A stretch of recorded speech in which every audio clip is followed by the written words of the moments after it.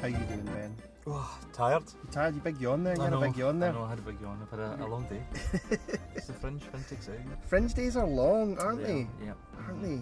At least we don't have to flyer. Well, that's true. Yeah, flyering is awful. It's the worst thing ever. I really hate it. Yeah. The thing about flyering that gets me down is so many people are just... They're really, really rude about the way that they don't want a flyer. Mm-hmm. Like when I'm walking about, I'm usually charging from place to place. I tend to already know what I'm going to see because I see so many shows at the Fringe that I pre-book so many of them. But I'll still say no thanks. Yeah. Or I will sometimes just take it if they've not got a spiel and they're just holding a flyer out. I'll go, yeah, I'll take it because you just feel better that somebody took your flyer. Yeah. But the people who are like, no, I don't want your flyer. Piss off. I hate those people. It's kind of me though. See, well, you shouldn't do that because you've been there. You've done the flyering. Well, I'm not. No, I'm not rude. But I do put on a face and a walk that I hope says, please don't flyer me. I'm going somewhere. See, I wear a magic lanyard that lets people know that they shouldn't flyer me. No, but I'm not rude. I don't tell people to piss off or anything, and I'll say no thanks if they're trying to give me their spiel, and I'll take a flyer to give it. But I feel bad taking a flyer because I think you should give this to somebody who's actually going to go and see your show. No, man, these people have paid for like 10,000 flyers and they're going to give out about half of that. Yeah, so you should really take it. Okay. And if you take it, you can see that it goes in a bin, and then it's saved. No, that's terrible. I shouldn't be saying that. I could give it to somebody else. You could give it to somebody else. You could keep it. I mean, I always end up at the end of the Fringe with a bag full of flyers. Yeah. Because I do take them and I pop them in my bag. And yeah, a lot of the time I don't want to be flyered, but if somebody stops me and they really know what they're talking about and they really sell their show, I'll go see it. Yeah. If I engage with a flyer and it sounds like they're genuinely enthused, because you always keep a certain amount of your time available for seeing shows that you didn't plan to see. And the best way to find out about the shows is word of mouth. And oh yikes, car went by really close there. It did. Gave me a fright. This is the danger of being on the streets at the Fringe. I forgot what I was saying now, Ben. It's gone. Somebody gives you a flyer. Yes, if somebody gives me a flyer and I've gone out looking for a show, some of the best shows I've ever seen at the Fringe were from somebody randomly giving me a flyer and selling the show to me and making me go, yeah, do you know what, that sounds fun. I'll go see that. Yeah. So, we're about to talk to Mr. Adam Kay. Yes, we are. Yes. Do you know anything about Adam Kay? No. Adam Kay is brilliant. Totally brilliant. He's a comedy writer and a musical satirist. Okay. You ever heard of the London Underground song? I'm familiar with it, yes, but I didn't realise this was who it was. That's who it was. So I'm a little bit. It was his band Amateur Transport. I'm a little bit starstruck about a guy that I didn't know. So you're starstruck by somebody that you don't know who he is? Yeah. What do you call that? I don't know. Anonymous struck. Anonymous struck. Yeah, I'm anonymous struck. I think you're great, but I don't know who you are. Totally. That's it. Well, I'm sure, I don't know how he feels about his name probably always being associated with the London Underground song. But, folks, if you don't know the London Underground song, go and Google it and look it up on the YouTube. It's brilliant. If you've ever been annoyed on the London subway, this is the song for you. But he's also, he's a trained doctor. Well, my research threw this up. Wikipedia. I threw this Wikipedia'd up. about 2 minutes ago. Yes. He said he was a doctor. He trained as a doctor, and then moved his way into comedy and satire. Not unlike the man whose show he's about, who trained as a mathematician or studied maths at Harvard, and then became probably the greatest satirical songwriter ever. Yeah. Mr. Tom Lehrer. Well, it makes sense, I suppose, because you need to be very, very smart to be a satirist, really, don't you? You do. So doctors and mathematicians become satirists. Perfect satirists. Perfect satirists, because they see how the world works. Yep. They see its... Mathematicians see its beauty in the gorgeousness of maths, and doctors see its dark underbelly. Yes, it's morbid stuff. It's morbid stuff. That's poetic. That is poetic. Hence why I'm not a doctor or a mathematician. Or a poet. Well, I'm very excited to talk to Adam because I saw his show yesterday, and it's just a beautiful, fabulously funny, homage and tribute and love letter and other things that mean I love you and want to tell the whole world that you're great to the great satirist Tom Lehrer. And here it is, our interview with Adam Kay. Enjoy. And we are here with Adam Kay. Hi, Adam. Hello. How are you? I'm very, very well, but more importantly, how are you? I'm all right. I'm sort of reasonably buzzing. I've just come off stage, and it wasn't an absolute disaster, which is all you can ever ask for. And good. Now, you just come off stage from your show, The Remains of Tom Lehrer, performed by Adam Kay. Correct. Which I was lucky enough to see yesterday, and as a Tom Lehrer fan, it was brilliant. Oh, it was great. I loved it. Because I'm never going to get to see Tom Lehrer perform live. That's correct. And to see... Although he's still alive. He is still alive, but I can't... not performing. I can't afford to bring him out of retirement. And Lots of nobody people yet have has. tried. Yeah, no, exactly. So here's the thing. Ben here is a Philistine and I knows, am a knows Philistine, nothing yes. of Tom Lehrer. Nothing. So Well, you're my target audience. Exactly. I'm not interested in people like you. You've heard the songs already. I have. So that's why don't you sort of let Ben know why he should care about Tom Lehrer and indeed why he should come and see your show.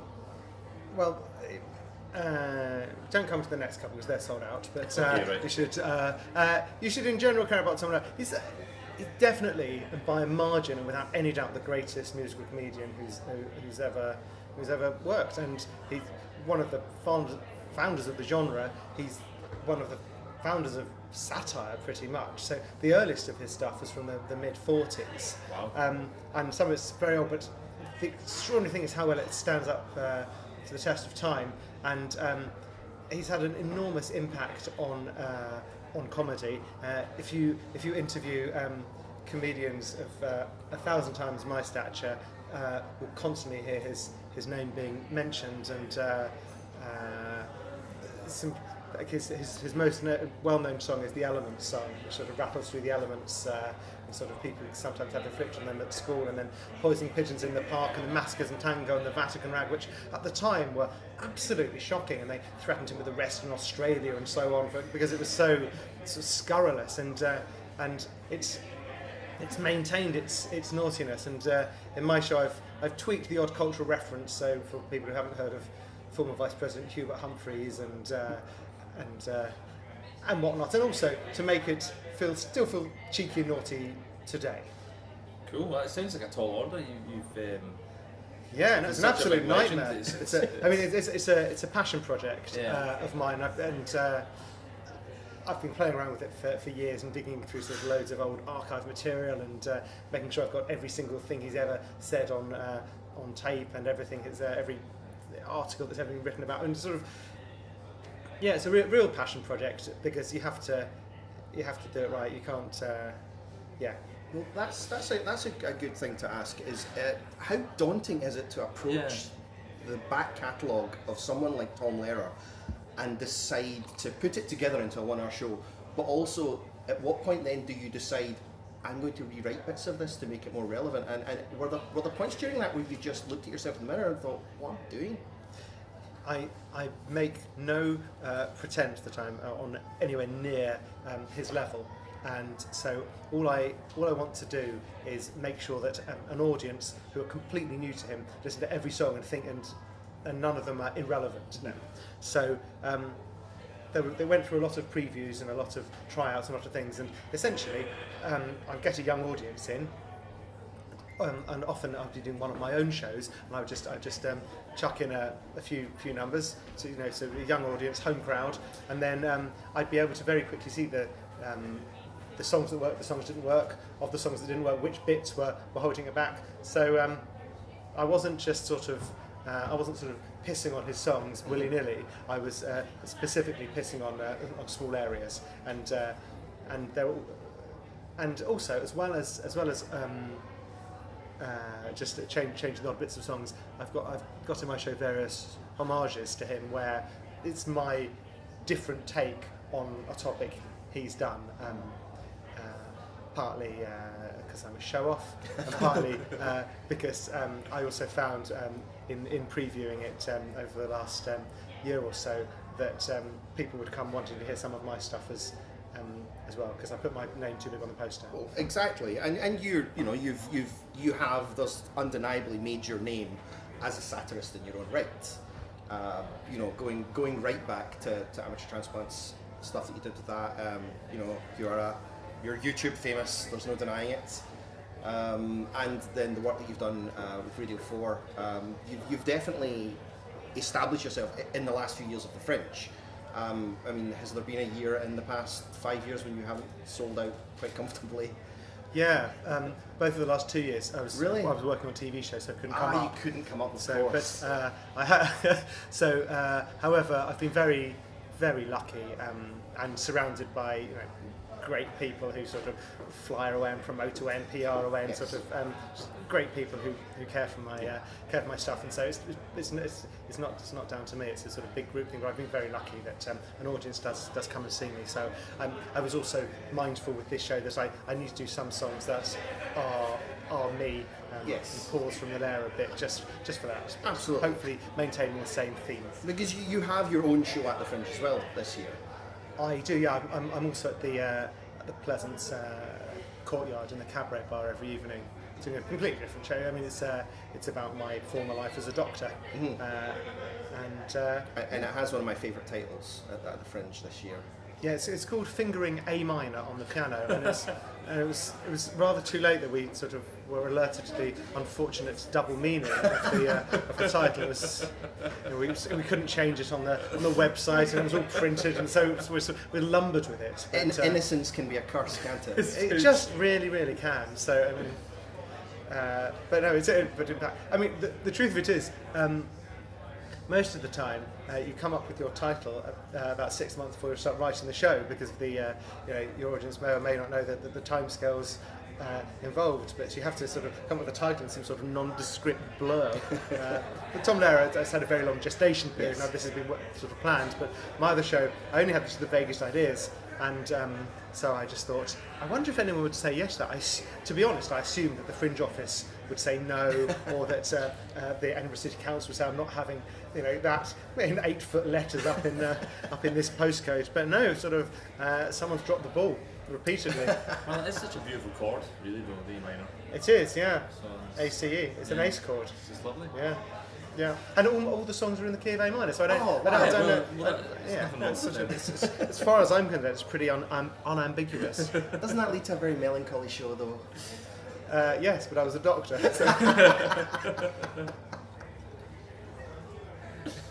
I didn't have a great batting average. Oh no. I'm not a doctor anymore, so it's fine. We're fine.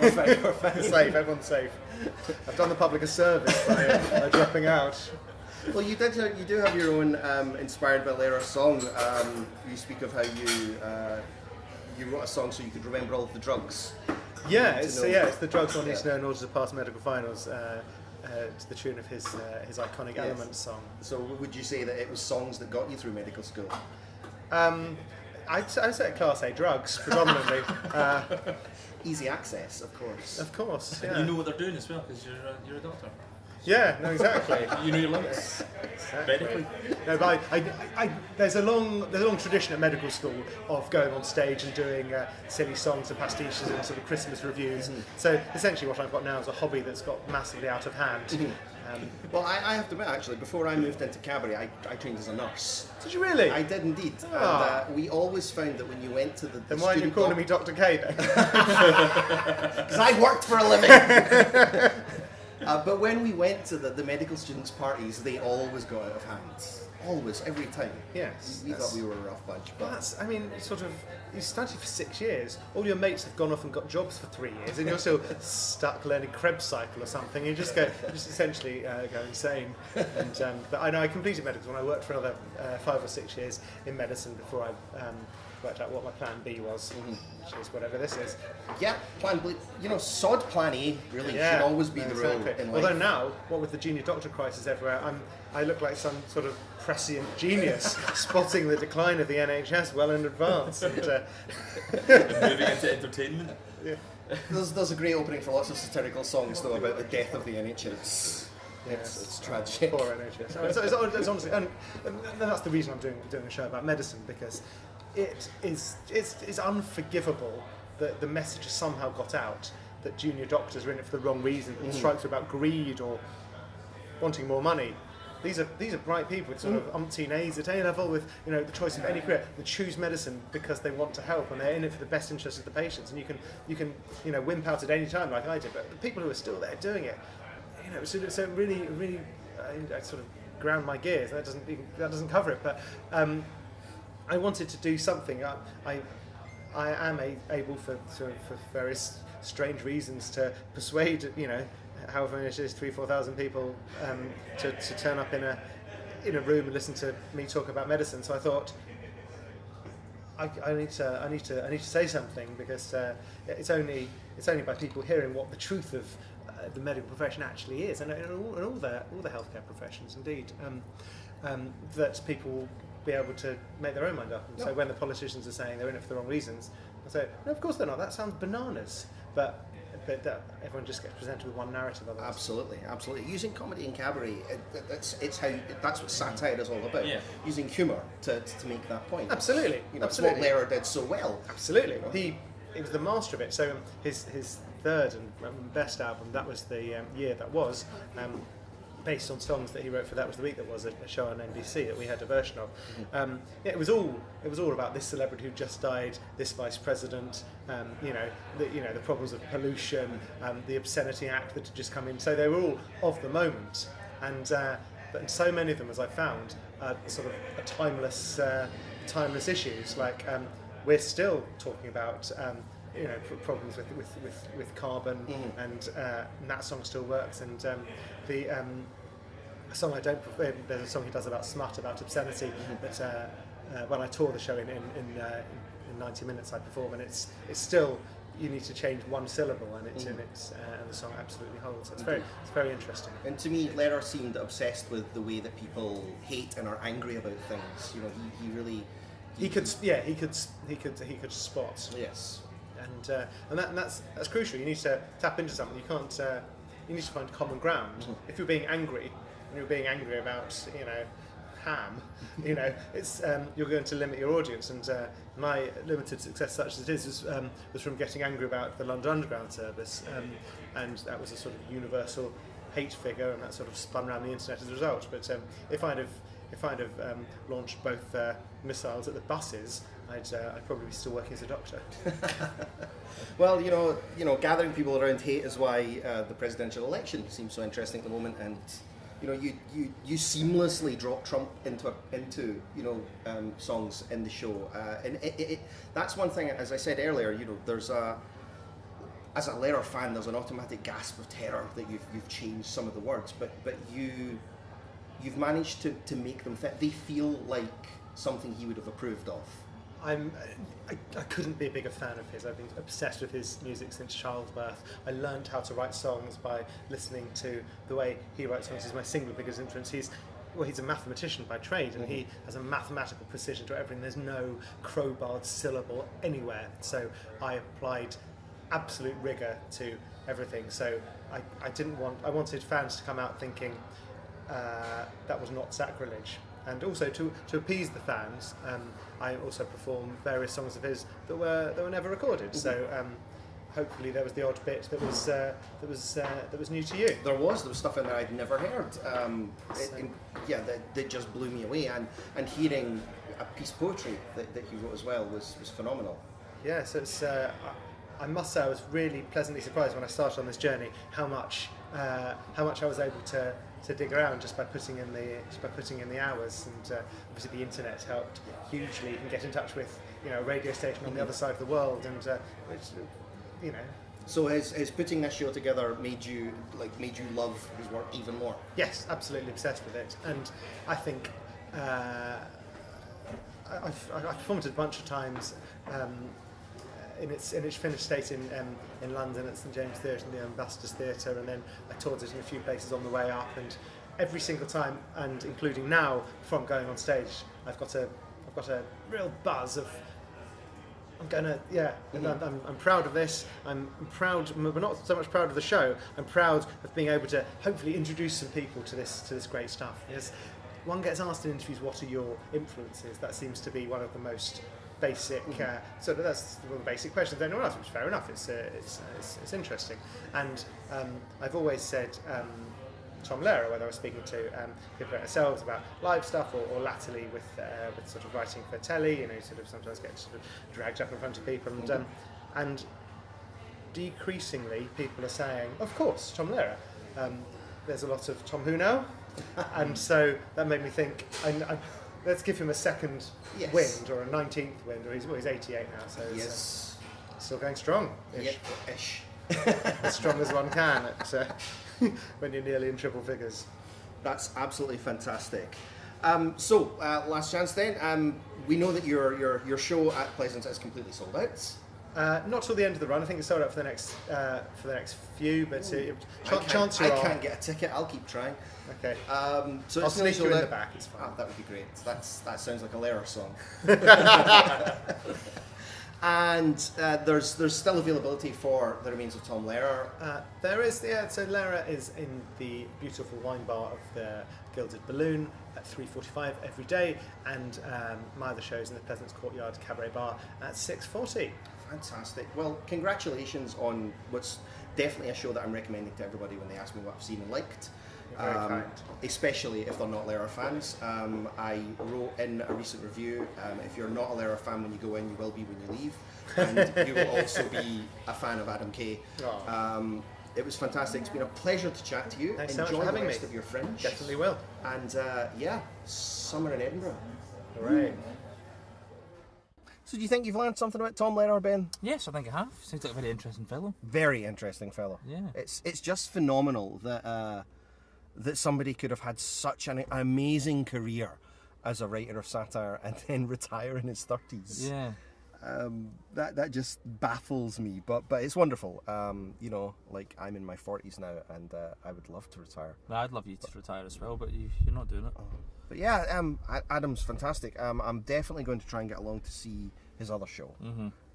It sounds really interesting to me. Yeah, I'm definitely have to make an effort to see both, because I haven't seen the original one, the Lehrer one yet either. And you can go and learn some stuff about Tom Lehrer, and you might come away a new fan. I could do. That would be But I exciting. mean, funnily enough, I didn't know, but I actually know like 2 of these songs already. Of course. Well, I sing a couple of them when I do cabaret. Yeah. So you've definitely heard me do some of them. But there'll be others that you'll be surprised at how many Tom Lehrer songs you recognise, because they're just out there as part of the public consciousness. But it's amazing. I've been telling people that this is a great show to see, and I'm not just blowing smoke here. I genuinely went to see it and loved it. And at the Fringe, everyone says to you, "What have you seen that's good?" And every time I've said, Remains of Tom Lehrer, Gilded Balloon, Adam Kay, fantastic, go and see it. And so many people have said to me, "Tom who? What? Why? What? Tom Lehrer, what does he do? Is he in the show?" And I'm like, no. It's a show about music by Tom Lehrer. And people are like, "Well, why would I go and see a show about a guy I've never heard of?" And it's like, because he's great. He's the greatest satirical musician we know. Like that there is. As Adam said, he was so good at what he did, and his songs are so smart. And Adam performs them with such love. You can tell watching him in the show that he is a super fan of Tom Lehrer, and that he wants you to be a super fan too. And it's like he knows that the easiest way to do that is just to perform this stuff and go, "Listen to how great this is." Yeah, it was well good. Yeah, no, good. And satire, everyone loves satire. Everyone loves satire. So to go see a show about a legend of satire, then it's got to be a win. You really be guaranteed you're going to like it. And Adam Kay is so talented at writing satire on his own that he's taken some of these songs and what he's done with them is he's updated them without changing them.